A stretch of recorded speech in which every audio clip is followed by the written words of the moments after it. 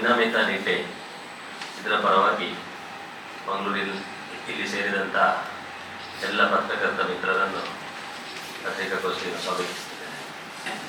ನಮ್ಮೊಟ್ಟಿಗೆ ಇವತ್ತು ನಾನು ಮುಲ್ಕಿ ಜೀವನ್ ಶೆಟ್ಟಿ ವಿನಮಿತ ಅಧ್ಯಕ್ಷರಾಗಿದ್ದೇನೆ. ಅವಿನಾಶ್ ಕೃಷ್ಣಕುಮಾರ್ ಇವರು ವಿನಮಿತ ಅಸೋಸಿಯೇಷನ್ ಉಪಾಧ್ಯಕ್ಷರಾಗಿದ್ದಾರೆ.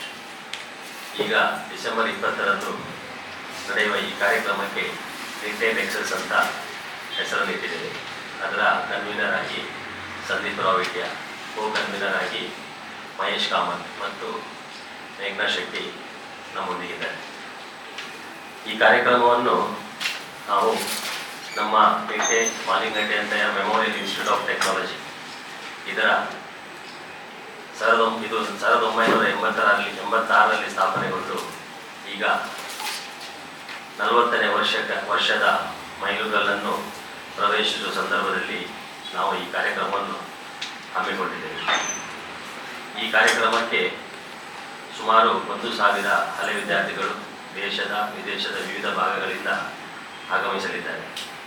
ನಿಟ್ಟೆ ಮಾಲಿಂಗಡ್ಡೆ ಅಂತ ಮೆಮೋರಿಯಲ್ ಇನ್ಸ್ಟಿಟ್ಯೂಟ್ ಆಫ್ ಟೆಕ್ನಾಲಜಿ ಸರಿಸುಮಾರು 25,000 ಹಳೆ ವಿದ್ಯಾರ್ಥಿಗಳನ್ನು ಹೊಂದಿದೆ 40 ವರ್ಷಗಳಲ್ಲಿ.